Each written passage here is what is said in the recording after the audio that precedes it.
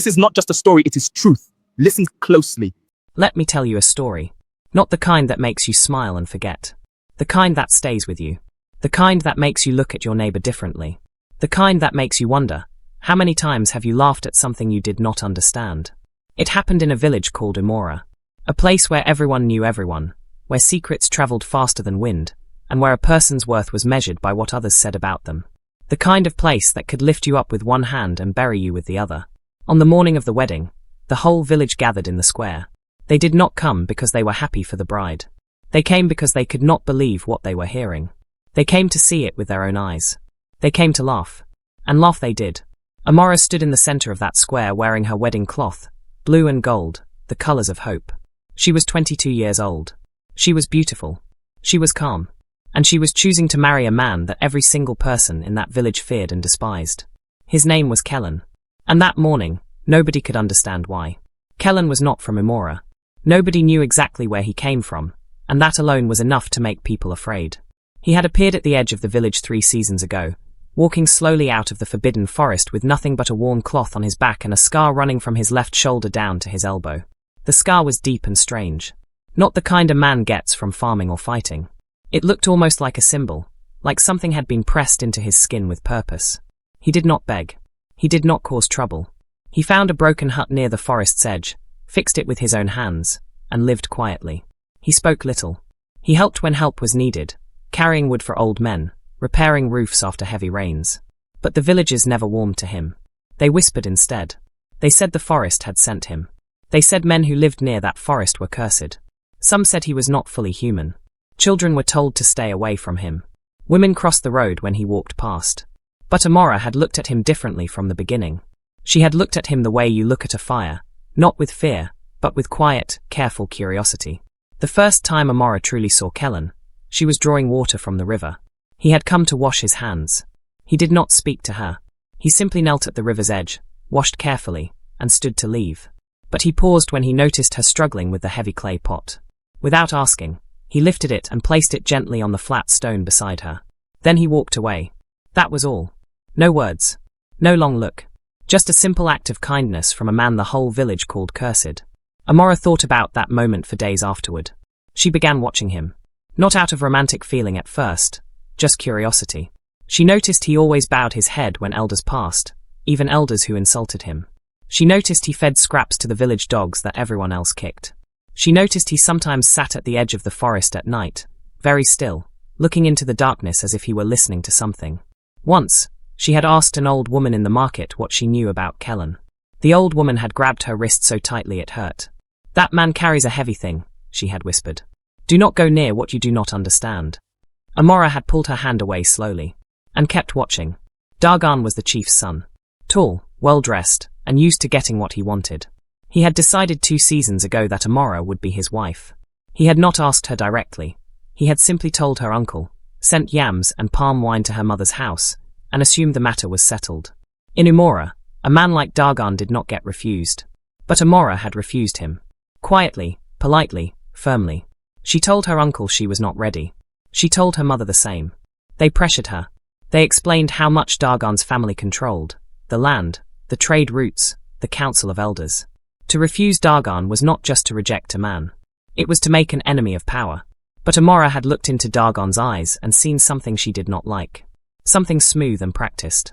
Like a man who had never been told the truth because people were too afraid to speak it near him.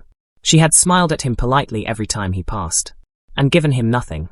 When word spread that she had instead chosen Kellen, the scarred man from the forest, Dagon had gone very still. His face had not changed. He had simply nodded slowly. That stillness scared her more than any anger would have. The morning of the wedding, the village square filled before sunrise. Nobody had been formally invited. They simply came. Old women brought small stools and sat near the front like it was a festival. Young men gathered in groups, nudging each other, waiting. Even children who were supposed to be at the river for their morning bath stood wide-eyed at the edges of the crowd. When Umora appeared, walking from her mother's house with her head high and her wedding cloth around her shoulders, the murmuring began immediately. "She is truly doing it.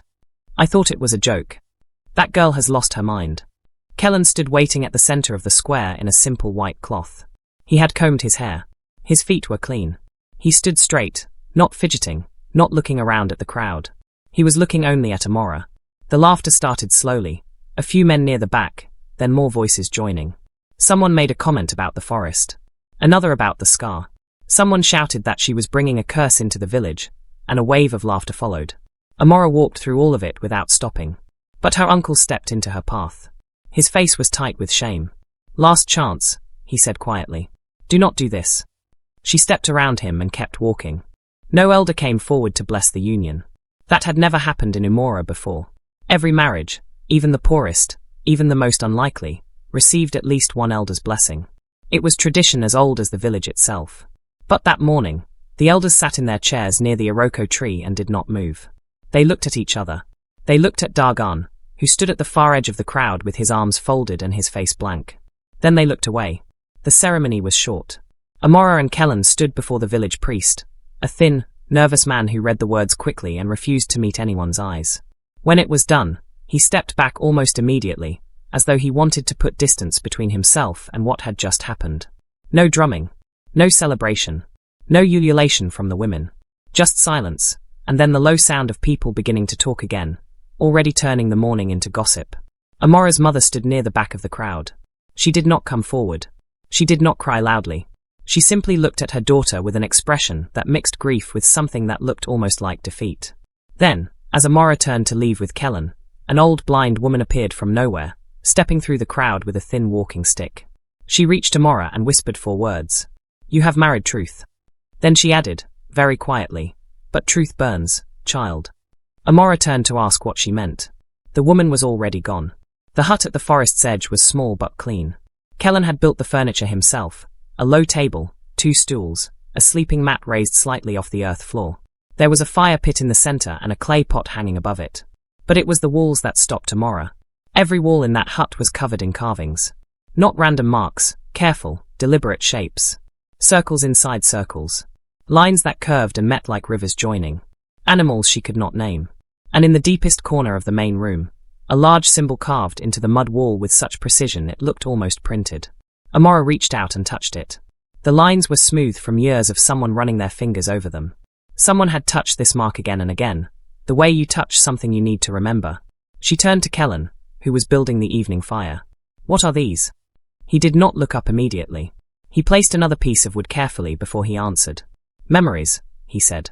"Whose memories?" He paused. Just slightly, the way a man pauses when he is choosing between truth and safety. "People who came before me," he said finally.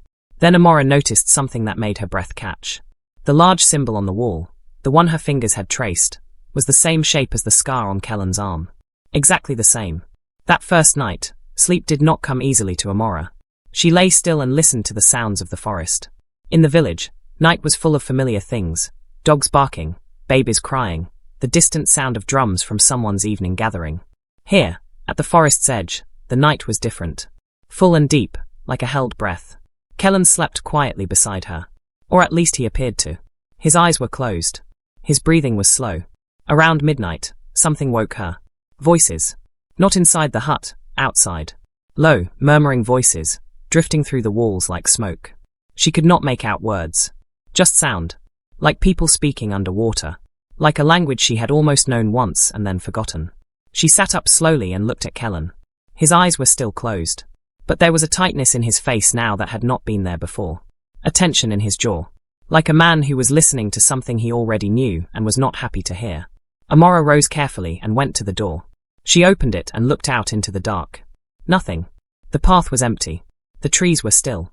But in the dirt directly outside the door, circling all the way around the hut, were footprints. Fresh ones. No one was there. But someone, or something, had walked around their home while they slept. 3 weeks after the wedding, the river level dropped. Not by a little. By half. In one night, the wide, steady river that Amora had depended on for generations pulled back like something afraid. The fishing boats sat crooked in shallow mud. Women arrived at dawn for water and found the river barely a trickle where it had been a strong flow the day before. By mid-morning, the entire village was at the river bank, staring. Dagon arrived last, walking through the crowd with the unhurried confidence of a man who expected people to move aside for him, and they did. He stood at the water's edge for a long moment, looking at the retreating river. Then he turned, and his eyes found Amora, who stood near the back of the crowd. This began when the curse entered our village, he said. Loud enough for everyone to hear. Calm enough that it sounded like simple fact rather than accusation. The crowd shifted. Heads turned. Eyes moved to Amora. She held his gaze without blinking. The river was dropping before the wedding, she said. Ask anyone who was at the bank that week. But already people were whispering. Already the fear in their eyes was hardening into something easier to hold. Blame. 2 days later, the crops began to wilt. Fear does a strange thing to people. It makes them need an answer. Any answer, even a wrong one. Because a wrong answer feels safer than no answer at all. At least with a wrong answer, you feel like you know what to fight. Umora was afraid now. The river was nearly dry. 3 families' crops had failed completely. An old man's goat had died suddenly in the night with no explanation. Small things. But in a frightened village, small things grow large very quickly. Dagon did not have to say much. He simply had to be present, to nod slowly when people spoke of curses, to let his silence carry the weight of agreement. He was good at that. He had learned it from his father, how to lead people toward a conclusion without seeming to push them. At a gathering near the Iroko tree, the village priest rose and spoke. The land is rejecting something, he said. His voice shook slightly. Something that should not be here. Everyone understood what he meant. Then, from the back of the gathering, one voice rose, sharp and certain. The outsider must be removed, said Amora's own uncle, or the land will continue to suffer. Amora looked at her uncle. He would not meet her eyes. And then came the words that turned her blood cold. If he will not go, the priest said, very quietly, he may need to be offered. The crowd did not protest. Amora walked home along the back path that night, her thoughts running fast and dark. She had known people could be cruel. She had seen it in small ways all her life. The way the village treated those it considered lesser, the way fear became cruelty with very little effort. But she had not expected her own uncle. Not him. He had raised her after her father died. He had taught her to fish, to read the rains, to tell the difference between a tree that bore good fruit and one that looked good but was hollow inside. And now he was calling for her husband's death. If you love African stories, hit subscribe, like this video, share with friends, and tell us your thoughts in the comments. We want to serve you better.